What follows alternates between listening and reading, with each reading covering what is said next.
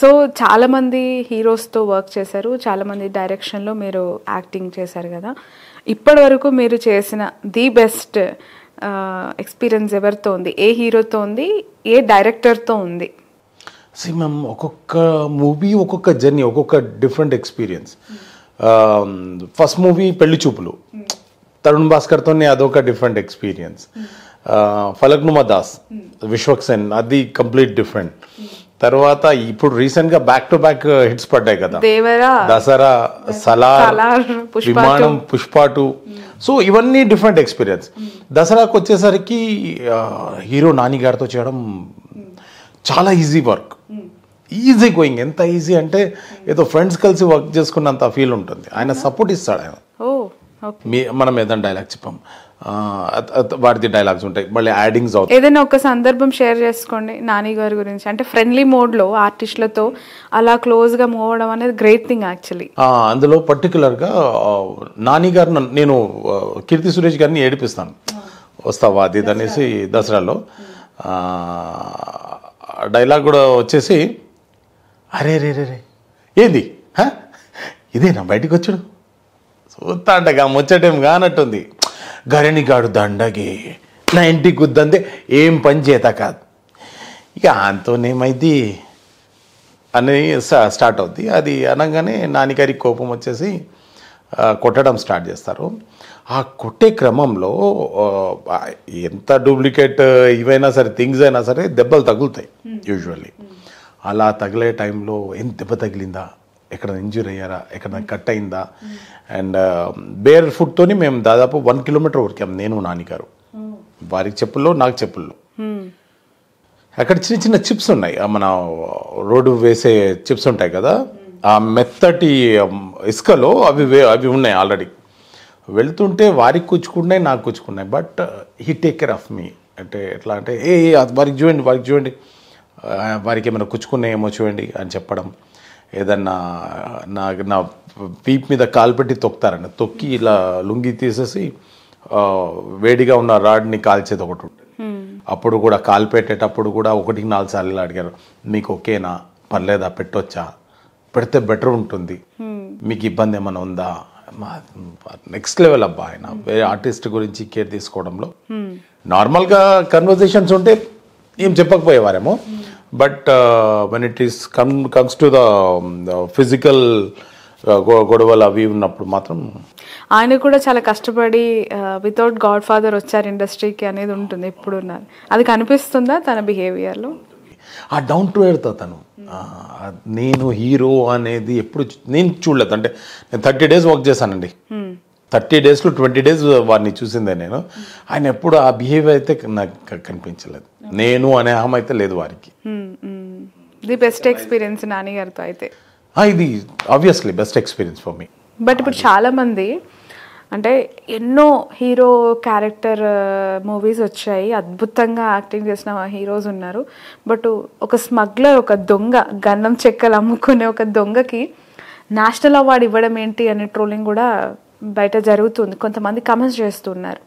ఎలా చూస్తారు దాన్ని? మీరు ఇంతకాలం మూవీలో వర్క్ చేసి సెట్స్లో కూడా మీరు ఉన్నారు కాబట్టి అడుగుతున్నాను. లేదండి, అది వారి పర్ఫార్మెన్స్కి ఇచ్చారు. అది క్యారెక్టర్ ఏదైనా ఉండొచ్చు. హ్యూమన్ అయితే క్యారెక్టర్ ఏదైనా చేశాడు, కానీ అందులో ఇన్వాల్వ్ అయిపోయి చేశాడు. అంటే ఒక దొంగ క్యారెక్టర్ నేషనల్ అవార్డా అనేది అదే ఆ క్యారెక్టర్కి ఇవ్వలేదు, ఆయన పర్ఫార్మెన్స్కి ఇచ్చారు. అది ఆయన చేసిన పర్ఫార్మెన్స్కి. ఇట్లా భుజం పెట్టడం మామూలు విషయం. అంత ట్రై చేయండి ఒకసారి. అది వారికే చెందుద్ది. అవునా? ఆ స్లాంగ్ చెప్పడము, ఆ బియర్డ్, ఆ హెయిర్ టోన్ డౌన్ చేయించుకొని, ఆ రగ్గుడు క్లాత్స్ అవి చూడడానికి సిల్కీగా అందంగా కనిపిస్తాయి, కానీ లోపల కుచ్చుకుంటుంటాయి. అవి ఆ జరీ వర్క్ ఏవైతే ఉంటాయో లోపల కుచ్చుకుంటుంటాయి, చిరాకు ఉంటుంది. మేకప్ వేసినప్పుడు ఒక లేయర్ లాగా ఉంటుంది ఫేస్ మీద, చెమట పట్టడం. అది ఎన్ని అవర్స్ పట్టేది పుష్పలో తను రెడీ అవ్వడానికి? మేబీ 1 hour ఈజీగా పట్టేదేమో, 1.5 hour ఈజీగా పట్టేదేమో. ఎందుకంటే అంత ఈజీ కాదు కదా, ఎక్కడ కూడా ఎక్కువ తక్కువ రావద్దు, ఈవెంట్ టోన్ ఉండాలి, హైలైట్ అవ్వాలి. ఎక్కువగా షూటింగ్ ఎక్కడ, ఏ ఏరియాలో జరిగింది? అంటే నేను చేసిన part maximum RFC, Ramoji film city and Sarathi స్టూడియోలో జరిగింది. తర్వాత వేరే కొన్ని రిసార్ట్స్లో జరిగింది. నేను చేసినంత వరకు అయితే హైదరాబాద్. ఈ అడవికి సంబంధించి పూర్తిగా స్మగ్లింగ్ పార్ట్ అంతా కూడా నల్లమల్ల అటు సైడే జరిగిందా? అంటే నేను ఆ పాటలో లేను కాబట్టి. రష్మిక గారితో కలిసారా? తన మాటలు, తన బిహేవియర్ ఆన్ సెట్స్ ఎలా ఉండింది? కూల్, చాలా చిన్నపిల్లలాగా, అంటే రీసెంట్ ఇంట్లో అమ్మాయి లెక్కనే అందరితో కలివిడిగా మాట్లాడుతూ చేస్తూ హ్యాపీగా ఉంటుంది. బౌండరీస్ ఏముండదు. నేను పెద్ద యాక్టర్, చిన్న యాక్టర్. నేను ఇంకా కీర్తి సురేష్ గారి దగ్గర కూడా అదే చూసాను దసరాలో. తనైతే ఇంకా ఇంట్లో పిల్ల, తనైతే అది ఇంకా కూల్గా చిన్న పిల్లలతో పెద్దవాళ్ళతో దగ్గరికి వెళ్ళి మరీ మాట్లాడుతుంది. ఓకే. మళ్ళీ రష్మిక గారి దగ్గర చూసాను. అది ఆర్టిస్ట్ అంటేనే నటన చూపించాలి, వాళ్ళ ది బెస్ట్ యాక్టింగ్ పర్ఫార్మెన్సెస్ ఇవ్వాలి. బట్ ఇండస్ట్రీ ఏం నేర్పిస్తుంది వాళ్ళకి? అంటే ఏ పరంగా? అన్నీ, అంటే ఐ మీన్ ఫైనాన్షియల్గా, క్యారెక్టరైజేషన్, పరిచయాలు, రెస్పెక్ట్. పర్టికులర్ సినిమా ఇండస్ట్రీలో కీర్తి ఎక్కడ ఉంటే డబ్బు అక్కడ ఉంటుంది. ఎంత పేరు వస్తే అంత ధనం వస్తుంది. అండ్ ఇండస్ట్రీలో ఉన్నంతసేపు మాత్రం ఫస్ట్ ఆఫ్ ఆల్ డిసిప్లిన్ నేర్పిస్తుంది. టైంకి చెప్పిన టైంకి వెళ్ళడం, సెట్స్లో డిసిప్లిన్గా ఉండడం, ఒక పట్టుదల, అంటే నేను సాధించాలి, నేను ప్రూవ్ చేసుకోవాలి, నేను చూపించాలి అనేది ఒకటి ఉంటుంది. అండ్ మోర్ ఓవర్ జాగ్రత్త నేర్పిస్తారు. లైఫ్లో ఎంత జాగ్రత్తగా ఉండాలి. చాలా మంది డైరెక్టర్స్తో వర్కింగ్ ఎక్స్పీరియన్సెస్ కొన్ని రూపాల్లో ఉంటుంది. లైక్ ఒకరితో చాలా డీప్గా ఉండాలనిపిస్తుంది, కొంతమందితో ఆ సినిమా బేస్డే కొనసాగుతూ ఉంటుంది. సో అలా మీకు నచ్చిన, మీరు వర్క్ చేయాలనుకున్న డైరెక్టర్స్, ది బెస్ట్ క్వాలిటీస్, నేను వీళ్ళ దగ్గర ఉండిపోవాలనిపిస్తుంది అనుకుని హార్ట్కి కనెక్ట్ అయ్యే డైరెక్టర్స్? త్రివిక్రమ్ గారు. ఓ, అందరూ మంచి వాళ్ళే, కాదని కాదు. డైరెక్టర్స్ అందరూ ఒక్కొక్కళ్ళ స్టైల్ ఒకటి ఉంటుంది. త్రివిక్రమ్ గారిది కంప్లీట్గా డిఫరెంట్గా ఉంటుంది. ఎలా? వాడితో వర్క్ చేస్తున్నంతసేపు తెలుగు మాస్టర్తో పనిచేసిన ఫీల్ వస్తుంది. నిజమే, అద్భుతంగా.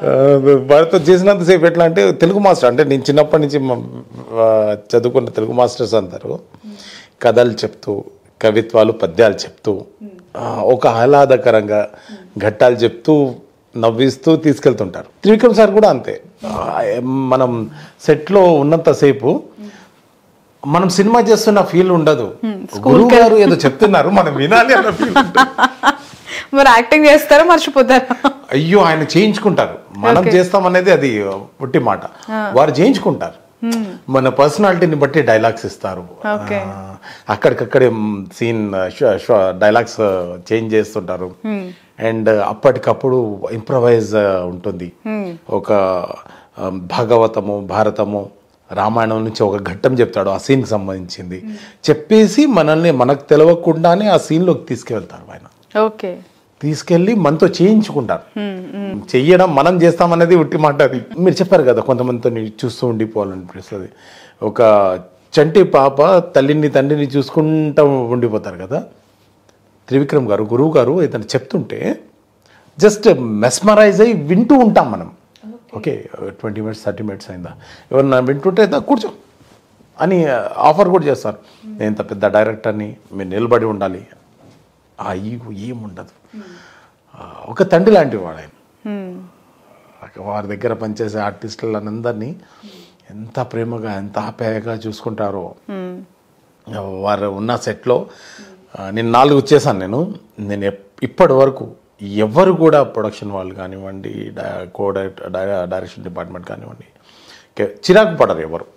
అసలు కోపాలు ఉండవు, చిరాకులు ఉండవు, గొడవలు ఉండవు. హ్యాపీగా నవ్వుతూ ఏదో పండగ వాతావరణంలో పని చేసుకుంటూ పోతారు వారి దగ్గర ఉంటే. ఆయన వేరబ్బా. సో అనుమతి అనమాట. అయ్యో, ఏ సినిమాలు 4 ఆయనతో, అంటే చాలా లాంగ్ జర్నీ మీద ఆయనతో, అందుకే ఇంతలా కనెక్ట్ అయ్యారేమో. అరవింద సమేత ఫస్ట్, అది ముస్లిం క్యారెక్టర్ ఒకటి చేశాను నేను. 2 బ్రదర్స్ ఉంటారు. నెక్స్ట్ వచ్చేసి అలా వైకుంఠపురం, అందులో నేను అండ్ సముద్రఖని గారు చేసాము. అండ్ తర్వాత వచ్చేసి ఒకటి యాడ్ ఒకటి చేసాం, మీలో ఎవరు కోటీశ్వరుడు. ఆ తర్వాత భీమ్లా నాయక్. సో అన్ని మంచి సినిమాలు, ది బెస్ట్ మూవీస్ మీరు చేసినవన్నీ, and block buster movies. Okay. 89 doctors day special కుటుంబ సభ్యుల మెడిసిన్ పై 50% తగ్గింపు, డాక్టర్ కన్సల్టేషన్ ఉచితం, డైట్ మరియు ఎక్సర్సైజ్ చార్ట్, ఇమ్యూనిటీ బూస్టర్ మరియు ఫ్రీ కౌన్సిలింగ్, అన్ని రకాల అనారోగ్య సమస్యలకు 89 తో పరిష్కారం.